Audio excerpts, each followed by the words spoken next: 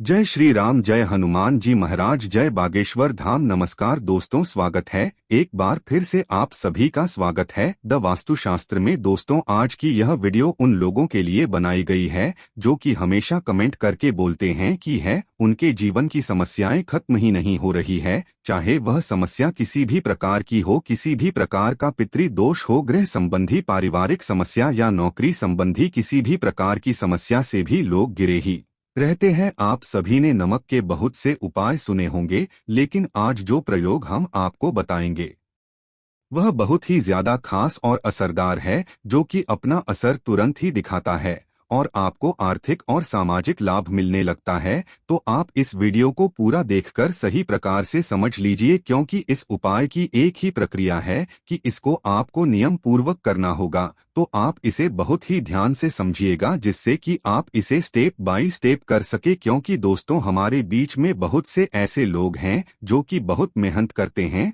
और हमेशा ही परेशानियों से घिरे रहते हैं। बहुत मेहनत करने के पश्चात भी सफलता उनके हाथ ही नहीं लगती और वह हमेशा कर्ज में डूबी ही रहते हैं। परेशानियां उनका पीछा ही नहीं छोड़ती। यहाँ नमक का प्रयोग उन्हीं लोगों के लिए है जो कि कोई आसान सा उपाय ढूंढ रहे हैं, जो बहुत ज्यादा नियमों का पालन नहीं कर सकते हैं। तो ऐसे लोगों को बस एक बार नमक का उपाय जरूर करना चाहिए। नमक के उपाय बहुत ही जल्दी, तुरंत की तुरंत छुट्टियों में अपने प्रभाव दिखाता है। तो बहुत ही ध्यान से सुनिएगा। और यदि आपकी समस्या का निदान नहीं होता, आपकी समस्या ज्यों की त्यों बनी रहती है, तो आप मुझे कमेंट करके जरूर बताइए। क्योंकि हमारे चैनल का सिर्फ एक ही मकसद है कि जनसाधारण की सहायता हो और हर किसी का जीवन सफल बन जाए, सनातन धर्म आगे बढ़ता जाए। देखिए दोस्तों, नमक का प्रयोग बहुत सी चीजों में किया जाता है। आपने भी सुना होगा कि नमक का प्रयोग ज्योतिष शास्त्र, वास्तुशास्त्र और तंत्र शास्त्र में अनेकों प्रकार से किया जाता है। नमक का प्रयोग करके बहुत से लोगों ने चमत्कारिक लाभ प्राप्त किए हैं, लेकिन आज के आधुनिक युग में बहुत से लोग इन उपायों से अनजान हैं। लेकिन आज का प्रयोग यदि आप करते हैं तो आप अपने जीवन से नकारात्मक ऊर्जा को हमेशा हमेशा के लिए खत्म कर सकते हैं। तो ध्यान से सुनिएगा कि आपको यह प्रयोग करना कैसे है। आप अपने दोनों हाथों की हथेलियों में नमक ले लो। यहाँ आपको लेना किस प्रकार से है, आप अपने दोनों हाथों की हथेलियों के बीच में नमक को ले ले और यह प्रयोग आपको सोमवार या फिर शुक्रवार के दिन से ही प्रारंभ करना है। दोस्तों, एक बात का तो आपको विशेष ध्यान रखना है, या तो उपाय को आप सोमवार से शुरू कीजिए या फिर शुक्रवार से शुरू कीजिए। इन दोनों दिनों में से किसी भी दिन आप इस उपाय को प्रारंभ करते हैं, आप अपने दोनों हाथ की अनसुनी बनाएं और उसमें नमक को भर लें और उसके पश्चात आप अपने इष्ट देव का ध्यान करें। आपके जो भी भगवान है, जो भी आपके इष्ट देवता हैं, जिनमें भी आपकी पूरी और सच्ची श्रद्धा है, आप उन्हीं का ध्यान करें, उन्हें अपने मन में धारण करिए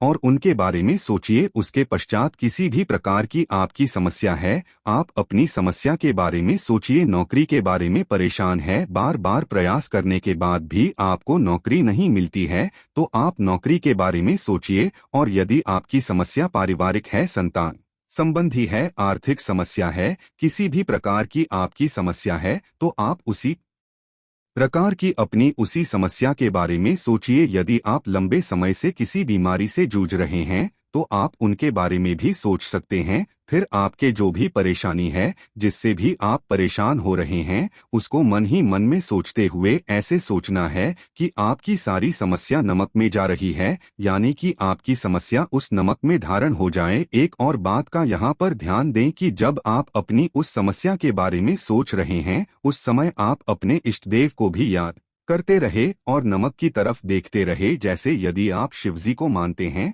तो आप शिवजी को अपने मन में धारण कर लें, और यदि आप हनुमान जी को मानते हैं, तो हनुमान जी की छवि को अपने मन में धारण कर ले। दोस्तों, आप चाहे तो एक चौपाई का भी पाठ कर सकते हैं। उस चौपाई को आप अपने मन ही मन में दोहरा सकते हैं। तो चौपाई कुछ इस प्रकार है, आप ध्यान से सुनिएगा। कवन सो काज कठिन जग माही, जो नहीं होता तुम पाही। दोस्तों, यह एक ऐसी चौपाई है कि यदि आपने चौपाई का पाठ कर लिया, तो हनुमान जी महाराज को आपकी बात सुननी ही सुननी पड़ेगी। यदि आप इस चौपाई का पाठ करेंगे, हनुमान जी महाराज तुरंत ही आपकी बात श्री राम तक पहुंचा देंगे। तो आप इस चौपाई का 11 बार जब 5 बार पाठ कर लें, अपने मन ही मन में चौपाई को जप ले और अपनी समस्या को नमक की तरफ देखते हुए ही आपको यह चौपाई बोलनी है। और उसके पश्चात आपको क्या करना होगा, आप बहुत ही ध्यान से सुनिएगा दोस्तों। जब आप नमक की तरफ देखते हुए अपनी सारी परेशानियां, अपने सारी चिंताएं नमक में प्रवेश करवा देंगे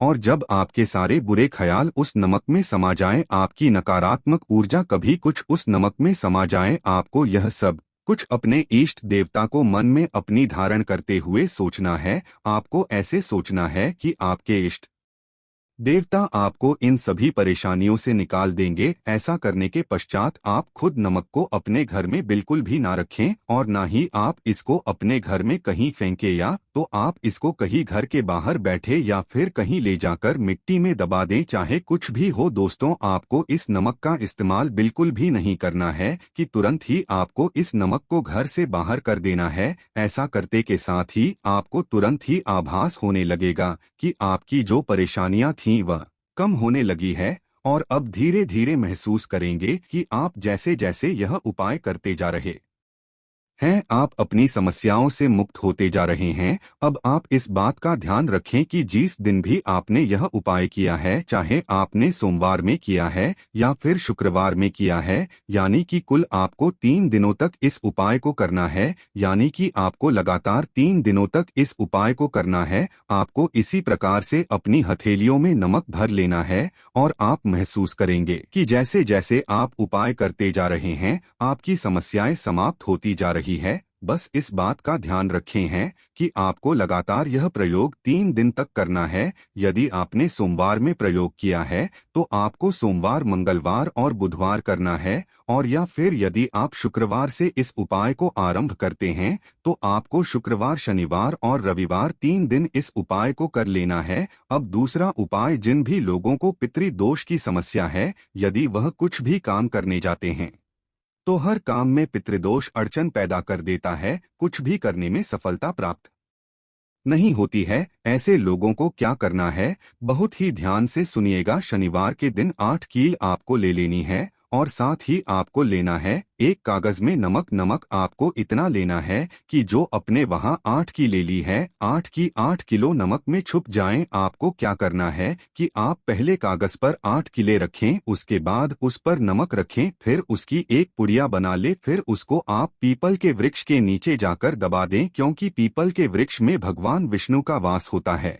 और वहां पर जाकर यदि आप यह उपाय करेंगे तो आपके 2 कष्ट तुरंत के तुरंत ही समाप्त हो जाएंगे। अब मैं आपको तीसरा और बहुत ही सटीक उपाय बता देता हूं। यदि आपके घर में कोई वास्तु दोष है, जैसे कि आपने देखा होगा कई बार लोग बना बनाया घर खरीद लेते हैं, इसलिए वे घर को अपने अनुसार नहीं बनवा पाते हैं। ऐसे में वह अपने घर को तोड़ भी नहीं सकते, कुछ नया सामान भी नहीं लगवा सकते। तो उन लोगों को क्या करना होगा, बहुत ही ध्यान से सुनिएगा। घर में वास्तु के कारण जहां पर भी क्लेश होता है, आपसी अनबन बनी रहती है, घर में आपस में भेदभाव बने रहते हैं, ऐसे में जहां पर वास्तु की समस्या है, चाहे वह रसोई घर हो या फिर बाथरूम हो, जहां पर भी आपको लगता है कि यहां पर वास्तु की समस्या है, वहां पर आपको एक नमक की पोटली बनाकर रख देनी है। जी हां दोस्तों, आपने बिल्कुल सही सुना। जहां पर भी आपको ऐसा लगता है कि यह जगह वास्तु के अनुसार सही नहीं है, वहां पर आप नमक की एक पोटली बनाकर रख दे और फिर उसके बाद आप उसको 7 दिन के बाद बदलते रहे। जैसे कि यदि आप एक पोटली रख रहे हैं, फिर उसको आप 7 दिन के बाद चेंज कर दे। ऐसा आपको 21 बार करना है। टोटल